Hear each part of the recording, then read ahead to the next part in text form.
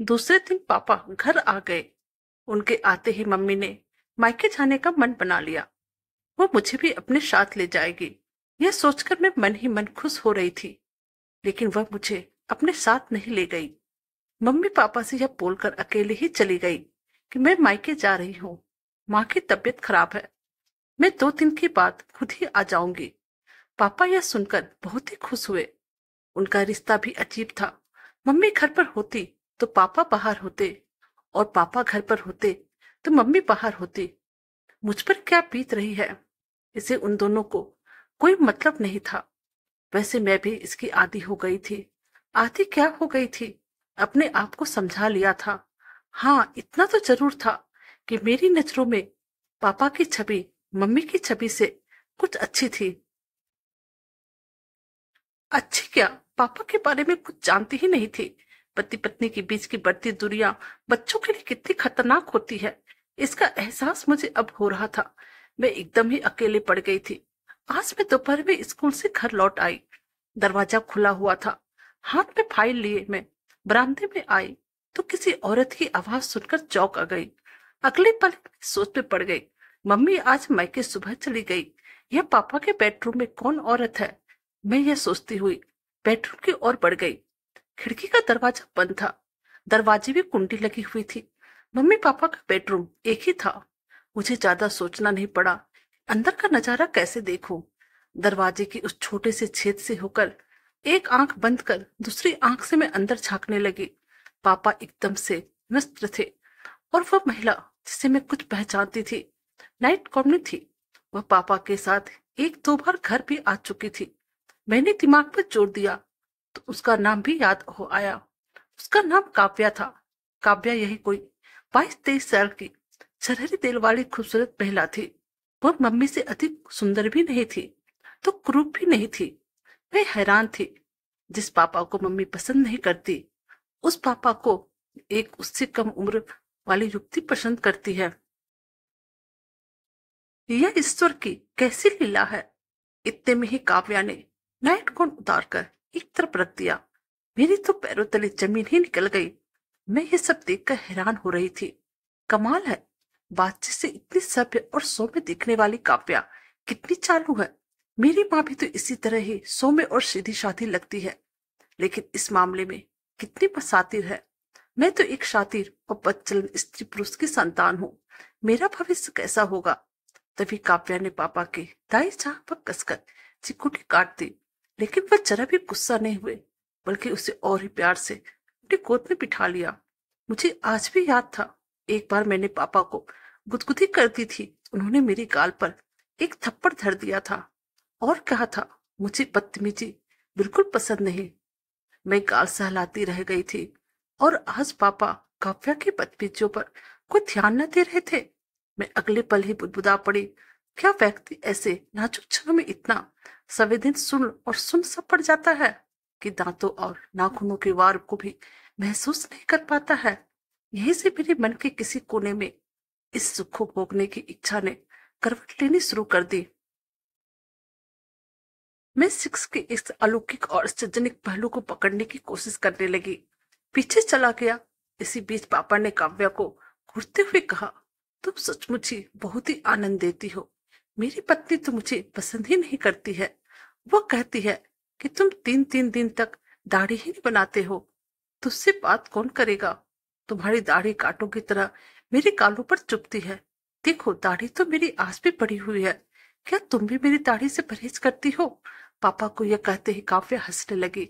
Darling, तुम्हारी पत्नी औरत है या कोई मोम की गुड़िया? भला पुरुष की दाढ़ी की चुभन भी कहीं स्त्री को पीड़ा पहुंचाती है? स्त्री को पीड़ा तो तब पहुंचती है जब पुरुष बीच में ही साथ छोड़ जाता है। क्या तुम्हें नहीं पता इस परम सुख में नोच खरोच का कितना महत्व है? दाढ़ी नोच खरोच का ही तो काम करती है।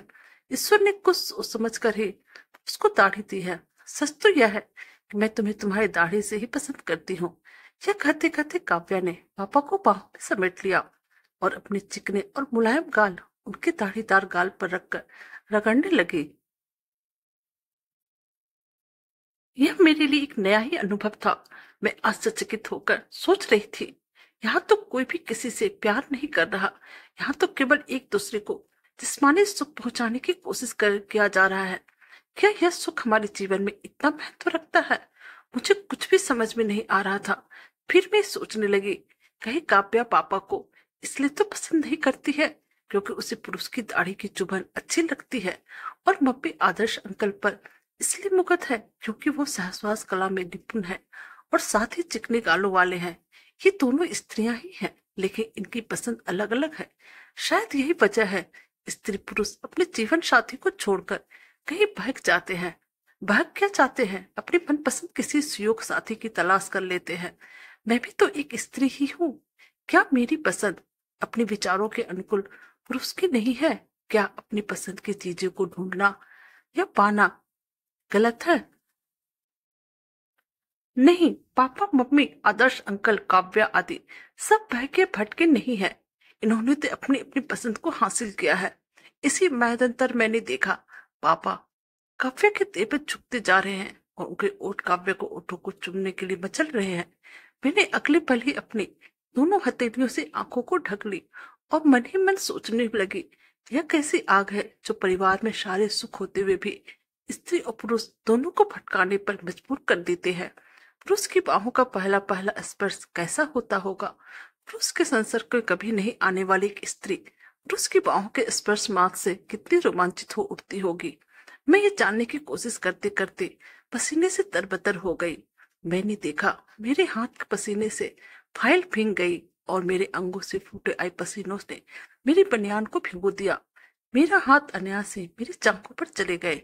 मेरी चड्डी भी पसीने से भीग गई थी। मुझे लगा मेरे भीतर भी कुछ कुछ हो रहा है। मैं वहां से सीधे अपने कमरे में चली आई। अब मुझे अच्छे बुरे का ज्ञान हो गया था। मेरे ओठों से अनायासी बोल फट पड़े। अब स्थिति मेरे सामने बिल्कुल ही स्पष्ट है। ना तो मम्मी दोषी है और ना ही पापा दोषी है। चरित्रहीन कोई नहीं है। एक दूसरे के प्रति अरुचि, नापसंदगी और परिस्थितिजनक लाचारी ने ही दूसरों से संबंध बनाने के लिए मजबूर किया है। जो लोग इन बातों को नहीं समझते हैं वे ही ऐसे संबंध को गलत मानते हैं। मैं मम्मी को भी जानती हूँ और पापा को भी जानती हूँ। मुझे अच्छी तरह से याद है मम्मी पहले ऐसी नहीं थी। देह बेचना उनका धंधा नहीं है। आदर्श अंकल से वह पैसे नहीं ऐंठती है। उसे तो यौन नंदा का सुख चाहिए जो पापा नहीं दे सकते क्योंकि पापा तो काव्या पर मुकुट है। जब प्राकृतिक के सारे कार्य समय से होते हैं तो फिर मनुष्य किसी का इंतजार कब तक करेगा? मम्मी जवान है, उसे इंद्रिय सुख चाहिए ही चाहिए। किसी को बच्चलन या चरित्रहीन कहना जितना आसान है उसको समझना उतना ही कठिन है। एक पुरुष की बाहों से दूसरे पुरुष की बाहों में जाने का सफर कितना दुष्कर होता है। भले ही शारीरिक सुखों में वृद्धि हो जाती है, पर क्या शुरू शुरू में दूसरे पुरुष की बाहों में पहुंचने में तकलीफ नहीं होती होगी? कितना अपमानित होना पड़ता होगा। मम्मी पापा को नजरअंदाज शुरू से ही करती आ रही है। आखिर कब तक अपने आप को उसकी उदासीनता के ओढ़े रहती? कभी न कभी तो किसी न किसी से उन्हें जुड़ना ही था। मैं काव्या की शुक्रगुजार हूँ, उसने पापा को समझा है, और मैं आदर्श अंकल की भी शुक्रगुजार हूँ जिसने मम्मी को पीड़ा को और बढ़ने नहीं दिया है। अगर पापा के जीवन में काव्या नहीं आई होती और मम्मी के जीवन में आदर्श अंकल नहीं आए होते तो क्या ये दोनों दिमागी रूप से पागल नहीं हो गए होते? इन अवैध संबंधों ने ही उन्हें यौन रोगी होने से बचाया है। इतने में ही मेरे विचारों की श्रृंखला टूट गई। पापा दरवाजे में खड़े थे और काव्या उनके पीछे खड़ी थी। मेरे बोलने से पहले ही दोनों मेरे नजदीक आकर बैठ गई। मैंने देखा दोनों के चेहरे पर गजब की ताजगी और आत्मसंतुष्टि थी। मेरे मन में पापा के प्रति कोई मेल भाव नहीं था। मैं काव्या को भी एक बच्चलन औरत नहीं मानती थी। मम्मी के लिए भी मेरे मन में कोई बैर भाव नहीं था। परिस्थितियां ही ऐसी बन गई थी कि सब घोलमेल हो गया था। ऐसा कभी मेरे साथ भी हो सकता था या किसी दूसरे के साथ भी। मेरी तरह विचारधारा शुरू शुरू में इन लोगों की भी होगी। जब परिस्थितियां इनके प्रतिकूल होती गई इनके विचारों में भी बदलाव आता चला गया। मेरे भीतर एक गजब का आत्ममंथन चल रहा था।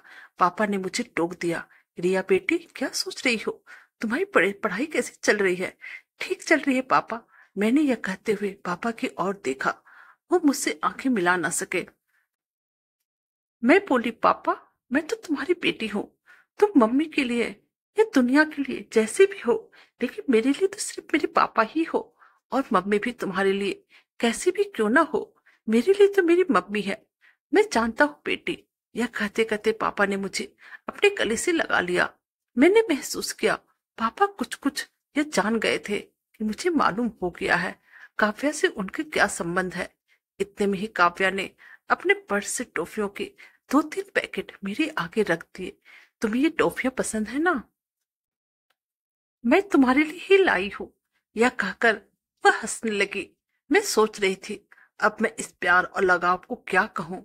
कैसे यह कह दो कि काव्या बदचलन है या आदर्श अंकल चरित्रहीन है। मुझे एक साथ इतने सारे लोग प्यार करने वाले मिले हैं, मेरे लिए तो सबसे अच्छे हैं। बुरे तो तब होते जब वे एक दूसरे को ब्लैकमेल करते या ठगते लूटते। वे तो जिंदगी को जी रहे हैं, वह भी बड़े ही सलीके से। मम्मी पापा के साथ रह भी रही है और अपने तरीके से जी भी रही है। पापा भी मम्मी के साथ रह रहे हैं और अपना जीवन भी जी रहे हैं। घाटे में कोई है तो वह मैं हूँ। मुझे मम्मी पापा की दोहरी जिंदगी के साथ आए दिन समझौता करना पड़ता है। दोहरी जिंदगी जीने की आदी ना बन जाऊं। इतने सारे लोगों का प्यार किसी दिन मेरे लिए धीमा जहर भी बन सकता है। मैं अभी और सोचती, इतने में पापा बोल पड़े, बेटी, तुम अपनी पढ़ाई करो, मैं काव्या को बस स्टैंड तक छोड़कर आता हूँ। यस पापा, मैं कहकर एक किताब रैक से खींचकर पलटने लगी। दोस्तों, आगे कहानी आप पार्ट 3 में पढ़िए और सुनिए। Thank you.